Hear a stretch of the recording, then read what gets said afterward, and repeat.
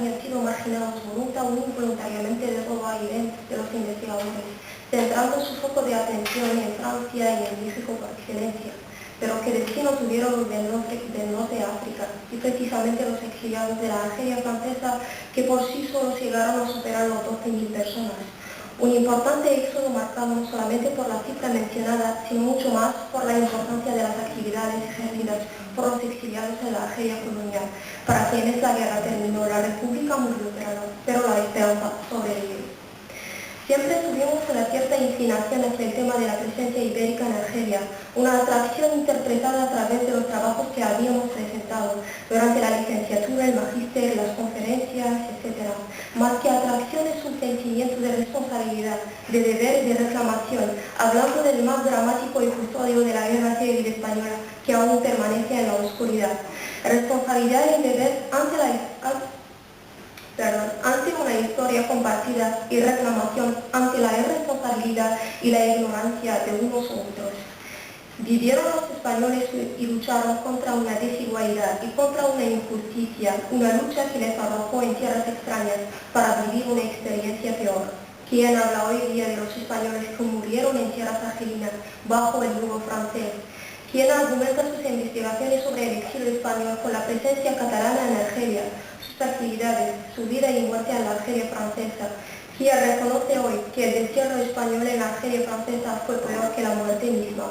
Ayer se exiliaron, lucharon y murieron tristemente los españoles. Hoy, por desgracia, se puede decir que la tragedia no ha acabado y la eterna memoria que ha sobrevivido en la clandestinidad y en el exilio sigue permaneciendo en la oscuridad y en el silencio. Un recuerdo que ha podido sobrevivir merced a los escasos supervivientes que desesperadamente siguen luchando en plena actualidad, pero esta vez el enemigo es muy distinto. No es ni Franco ni el fascismo, luchan contra el olvido y la indiferencia. Pero ¿qué pasará mañana, cuando no quedará nadie para relatar y describir la tragedia vivida? ¿Se quedará internada para siempre esta memoria? Antes de hablar de la deportación y el internamiento de los españoles en Argelia, es menester señalar, ante todo, qué es un campo de concentración, sus objetivos y para quién fue asignado. El internamiento es una vieja tradición. En el momento en el que el terror se convirtió en un sistema de dominación, volviendo a un estado parecido al de la esclavitud, al feudalismo, cuyos orígenes remontan al siglo XVII, según el historiador polaco Ladisław, durante la Confederación de Bar, y con la creación de los campos rusos para internar a los polacos rebeldes.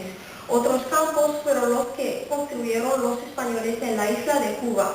El fin de los campos de concentración era controlar, castigar e eliminar a los rebeldes, destinados principalmente a tres grupos: los enemigos del poder, los miembros de razas inferiores y a los criminales.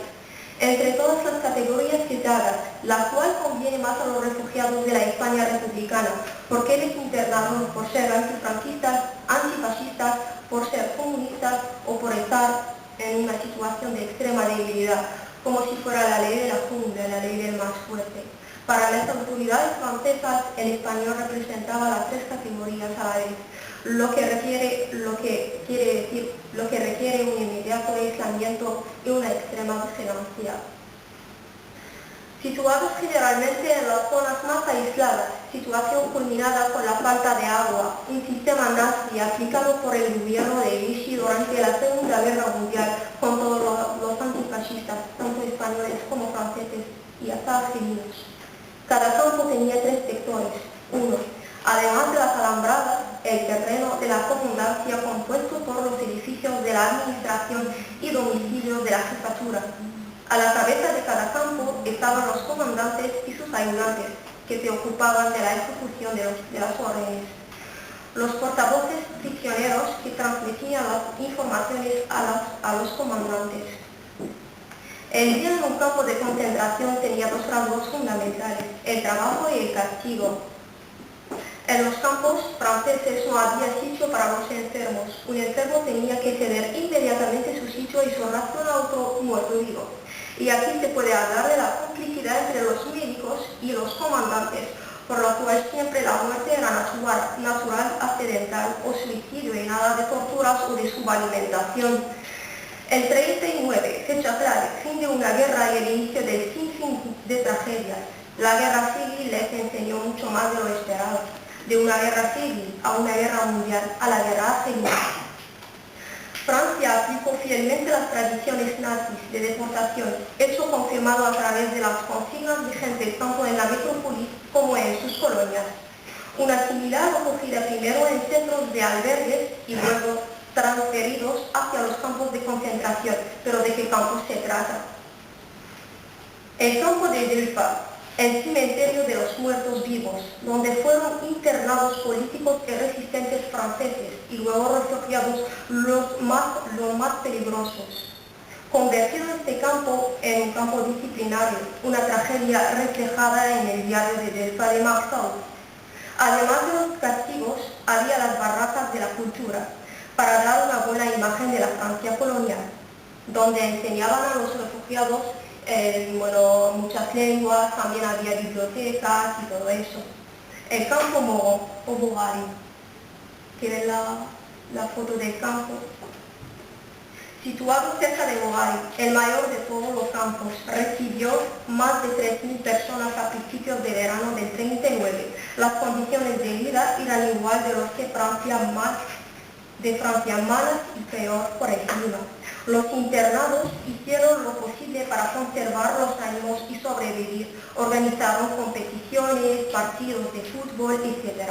El Grupo Exilio es el nombre de la organización de los jóvenes libertarios del Campo Moron. Abrieron una pequeña escuela para enseñar a los demás refugiados lenguas, literatura, etc. Había un poema titulado Senegales, que aparece en la primera página de Exilio, el boletín manuscrito redactado por militantes de las juventudes libertarias en el Campo Moron. Senegales porque por el recuerdo muy malo que dejaron los guardias senegaleses, de origen senegalés, y por el terror que habían dejado en los refugiados. El campo Sulfuni o bien Bogar. El campo de Bogar, departamento de Argel, situado a 5 kilómetros de Bogari, formado por edificios de tipo militar, acogió a 300 refugiados, de aviadores, militares y hasta marineros, personas que habían ocupado funciones militares durante la guerra civil. El campo de Belizen, departamento de Oran, se abrió para acoger a los exiliados del campo de Susuni y una parte de los del campo de Moron. En enero de 1940 se formaron 3 campañas, de las cuales fueron excluidos los mayores de 48 años y los incapacitados. El campo de Geratingil, departamento de Oran, situado entre Ain Safra y Colombo Shah, peor entre todos los campos de castigo, donde había a partir de 1940 refugiados republicanos y elementos de las brigadas internacionales deportados del sur de Francia y fascistas de múltiples nacionalidades.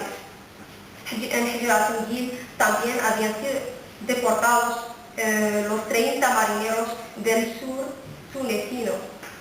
Y aquí se puede también hablar del exilio y deportación de la Marina Republicana. Es que hablando de la presencia de los marinos republicanos en Túnez, es imprescindible señalar que primero pasaron, llegaron en primer lugar a Argelia y de Argelia pasaron a Túnez, porque las autoridades francesas no las aceptaron, entonces no les dieron el permiso para el desembarque y todo eso. Y también por la segunda razón es que siempre había una relación entre los campos del sur tunecino y los campos del sur argelino. Es que para castigar a los marinos republicanos españoles siempre les orientaban a los campos del sur argelino y principalmente al campo de Geratingil.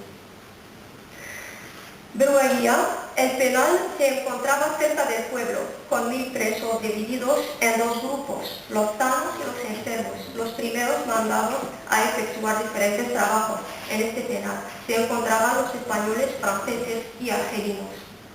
El centro de Cherchell, situado a unos 100 kilómetros de Argel, abrió en octubre del 39 para acoger a la élite profesional y los dirigentes políticos. En 1939, Cherchell había acogido a los menos válidos y los discapacitados. En el campo Molière, en él había niños, mujeres, y en comparación con los otros campos era el mejor. El de Carmo era sin duda también uno de los mejores campos para acoger a los familiares de los refugiados. Y en él había también 340 refugiados, entre hombres y mujeres, y los jóvenes podían trabajar en el pueblo, que estaba a menos de 1 kilómetro del campo.